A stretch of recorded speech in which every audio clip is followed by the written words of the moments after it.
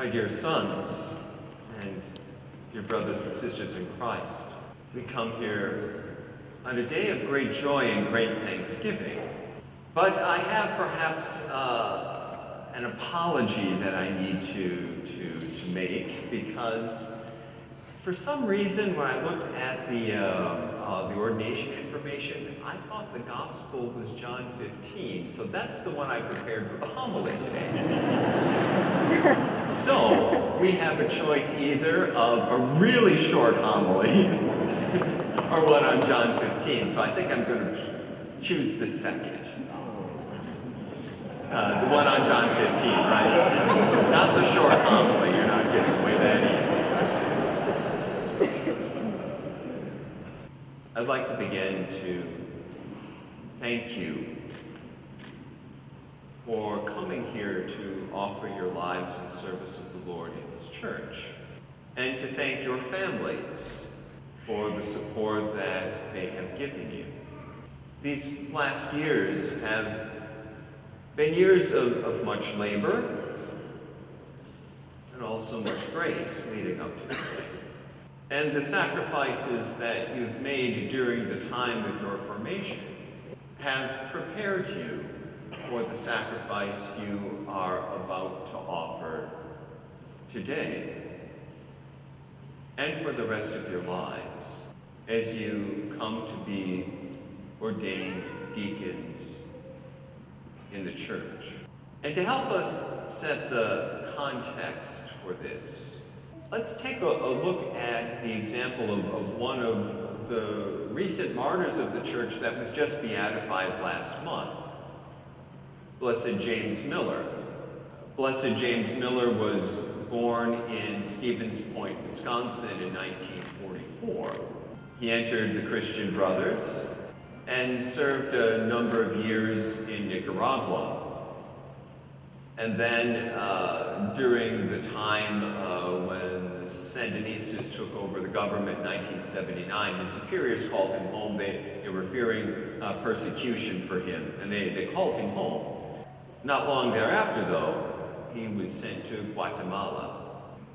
And there, in 1982, he was shot and killed. And in a letter he wrote about a month before he was martyred, he said the following: "I am personally weary of violence, but I continue to feel a strong commitment to the suffering poor of Central America. The church is being persecuted because of its option for the poor. Aware of numerous dangers and difficulties, we continue working with faith and hope, trusting in God's providence. I have been a brother of the Christian schools for nearly 20 years now, and commitment to my vocation grows steadily stronger in my work in Central America. I pray to God for the grace and strength to serve Him faithfully among the poor and oppressed in Guatemala. I place my life in His providence. I place my trust in Him."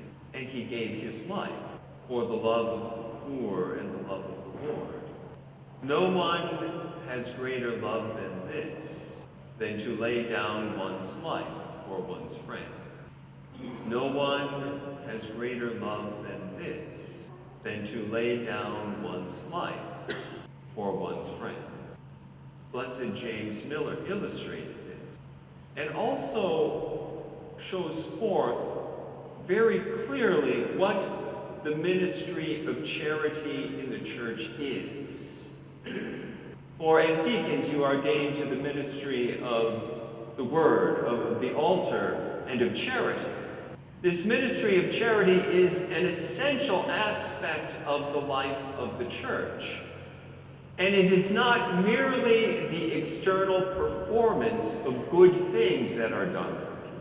The ministry of charity begins and ends in the sacrifice of Jesus Christ for us. And the ministry of charity is our participation in that sacrifice of Christ. for love of God and love of others. For it is not merely sufficient just to do good things for people, or to perform external acts to serve the poor. My sons and my brother, we are to lay down our lives for them. We are to lay down our lives for the people whom we are called to serve. No one has greater love than this, than to lay down one's life for one's friends. And this ministry of charity is such an essential aspect of the church that it goes hand in hand with the proclamation of the gospel and the new evangelization to which we are deeply committed. Because to pass on the faith of Christ entails both the proclamation of the gospel, we must speak it, and secondly, we must live it. I hear it pretty commonly said from a number of people that St. Francis said, proclaim the gospel always, but sometimes use words. He never said that. And it's actually wrong. Because words must be used. There is the ministry of the word. Words must be used, otherwise how will anyone know about Christ? But the words must also be brought to life in the self-sacrifice of charity. Both are necessary. For who would believe in Jesus if they do not know him through the speaking of the gospel message? And how would anyone find the gospel credible if they do not see living witnesses of what the gospel entails? So the ministry of charity is, in many ways, a type of martyrdom, in which we not just do good things for people, but we lay down our lives in love. No greater love has anyone than this, than to lay down one's life. My dear sons, my brothers in the Lord, may the grace of orders, may the grace of the Holy Spirit fill you with this joy, and may you proclaim the word with your lips and give witness to it as you lay down your life.